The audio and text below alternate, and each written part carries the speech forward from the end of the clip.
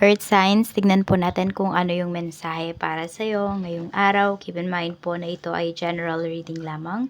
So, hindi po lahat ay makaka-relate. So, be open-minded. Sa mga hindi pa po nakasubscribe dito sa ating channel, please subscribe na po kayo and palike na din po ng ating video. At sa mga nais naman po mag-avail ng ating private readings, ng ating Evil Eye Amulet at ng ating Tears Bracelet, makikita nyo po yung link sa description box, Tarot Intentions by Aliana Reyes. And nandyan na rin po yung ating email. Message na lang po kayo if you are interested. And by the way, sa Pinas lang muna po tayo nagsiship ng ating mga items. So, tignan natin kung ano po ang mensahe. Pero syempre, yung reading natin, ano yan, worldwide yan. Kahit kung nasaan man po kayo, ayan, mariread ko pa rin naman po kayo. So, tingnan natin kung ano ang mensahe para sa'yo. We have 7 of Wands. Okay, so may mga parang iniiwasan kayo dito. Meron kayong mga, ano pa, parang hanggat mapipigilan po ninyo, pipigilan nyo talaga. Oo, parang, ano, you know your boundaries na talaga. Earth signs, Taurus, Virgo, Capricorn. We have 7 of Wands. Okay, so pwedeng marami kayo dito. Kung sinabi nyo talaga na marami kayong stocks, kunwari. Tapos pipilitin pa rin kayo na kumuha ng another stocks, yung tipong ganyan. So, hindi na. Pinipigilan nyo talaga yun at tatanggi po talaga kayo dito. Tingnan natin kung ano pa yung mensahe. Pagdating naman po sa family, we have 2 of Wands. Okay, so pwedeng may family member ka dito. Baka may ka-LDR siya, makikipagkita siya. Meron din ako nakikita dito na pwedeng nag-book ng flight. Meron tayo ditong 5 of coins. Okay, nag-book ng flight pero pwedeng pinangutang lang yung pera or wala naman talagang enough funds. So parang ikaw yung nai-stress dito. Kasi pwedeng earth signs, kayo yung may pera. So parang nafe-feel mo na naman na ikaw na naman yung sasagot ng mga bagay-bagay na to. Yung mga gastusin na ito. Na out of the budget naman. Or, you know, hindi naman talaga kasama nga doon sa budget po ninyo. So tignan natin kung ano yung mensahe para sa'yo. Okay, mensahe po natin. Ano pa, pagdating sa friends mo, we have 8 of coins. Ayan, pagdating sa friends. So, pwede po na meron kang isang kaibigan, kahit nasa trabaho siya, kahit busy siya, kinakausap ka pa rin niya. Yan. Knight of Wands, ina-advisean ka pa rin ng friend mo na to. Alam mo yung parang sinasamahan ka niya kung kinakabahan ka, kung may anxiety yung iba sa inyo. Yan, kinakausap niya lang po kayo. Parang alam niya kung paano ka i-handle, ganun. Or baliktad, ikaw yung inaabala nitong friend mo na to. Ayan. Tingnan natin kung ano pa yung mensahe para sa'yo. Pagdating naman po sa love life mo, we have Queen of Coins. Mayroon tayo ditong 3 of Cups. Okay? So, ingat lang kasi po, meron dito pwedeng ma-involve kayo sa third party or mag-away kayo ng person mo because of your friend. So, parang, di ko alam kung pinagsiselosan ng ano mo, ng karelasyon mo, yung mga kaibigan mo. Though, na-meet niya naman yung mga friends mo. Ayun, siguro baka kasi meron dito sobrang clingy sa'yo. Or alam mo yun, diba? Ayan, tignan mo, may nakaakbay pa. Yung tipong nakaakbay pa sa'yo, ganun. Na ano mo, opposite gender, ganun. So, baka kaya nagsiselos yung asawa mo. Siguro, kahit sabihin natin na mas nauna mo namang nakilala yung mga friends mo, ngayon na may asawa ka na, syempre medyo, you know, medyo umiwas ka pa rin. Iwas ka na din yung mga akbay-akbay, ganun. Yung pag-kiss sa cheeks. Kasi may magseselos na talaga at mayroon nang may karapatang magselos. Earth signs. So, tignan po natin.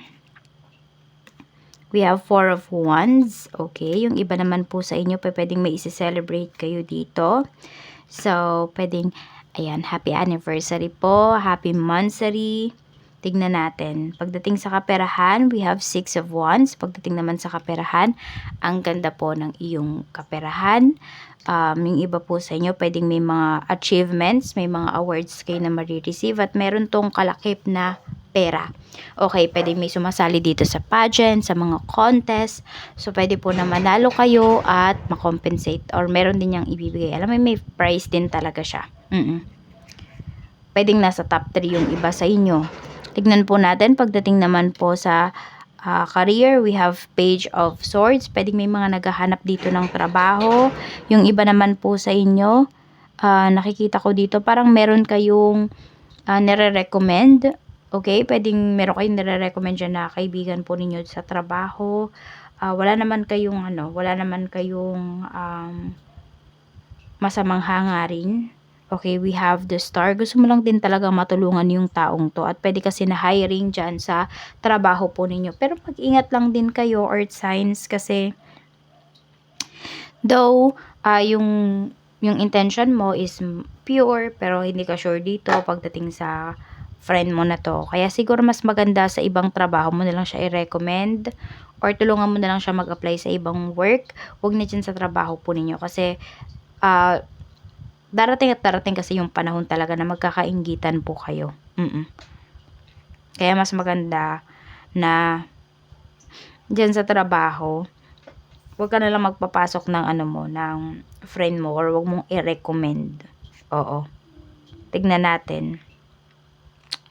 So, okay ba yung trabaho po ninyo? Okay naman po yung work ninyo. Actually, parang marami pa kayong mga ideas dito pagdating sa trabaho. Pwedeng may meetings din po kayo na attenan ngayon at talagang, alam mo yun, parang ikaw mismo, alam mo yun, parang hindi masusurprise eh. Sige, sabihin natin parang ganun, magugulat ka sa mga sinasabi mo, sa mga ideas mo, kasi maganda talaga. At pwedeng paboran po yan. Check naman natin pagdating sa negosyo. We have 3 of Swords. Meron tayo ditong 4 of Swords. Nalulugi ba yung business po ninyo? We have 5 of Wands. Okay. So, hindi naman pala siya nalulugi. For some of you, meron lang dito na nanggugulo na client po ninyo or dati ninyong client. Pwedeng may magrereklamo or signs. So, sa halip kasi napagalit din yung pagsagot ninyo dito sa taong to, mas okay, kausapin nyo na lang ng maayos para less stress din para sa inyo. At kung may hinihingi man siya na makatarungan naman doon sa nangyari, o kunwari may nangyaring aberya talaga sa kanya, so i-compensate nyo na lang or bigyan nyo na lang ng token of appreciation yung taong to or promo, ganun na lang. Kausapin nyo po ng maayos kasi baka may stress kayo dito. Para kasi may nanggugulo dito, even sa kung meron kayong social media accounts, parang kahit doon ginugulo kayo ng taong to. Kung hindi naman talaga madaan yan sa mabuting usapan at alam mo na yung tao na yun talaga yung may problema, parang dinadamay lang niya yung business mo, pwede mo naman siyang kasuhan. Yun, kaya lang magastos yan at sobrang abala rin talaga. At mas mai-stress ka pa. So, kung kayang kausapin nyo na lang po ng maayos. Oo.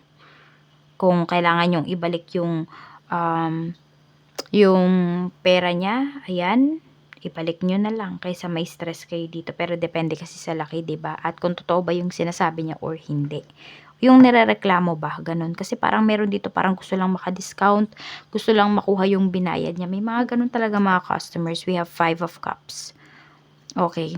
So, wag mong pagsisihan yung naging actions mo. Pagkos, maging lesson dapat yun sa'yo. Earth signs. And also, yung ipa po sa inyo, diba, if you have given another chance naman, wag mo nang sayangin yun. Tignan natin kung ano ba yung blessing na paparating para sa'yo. Blessing po na paparating spirit guide for Earth signs. A blessing for a mother. So, yung iba sa inyo. A blessing on a battle that cannot be avoided. A blessing from your ancestors. Healing of injury or illness. A blessing to ease loneliness and bring companionship. So, yung iba po sa inyo, if matagal na kayong humihiling ng baby, ayan po, ibibigay na po yan sa inyo. Okay? Meron ako ditong nakikita, pwedeng mare-reincarnate lang yung baby mo.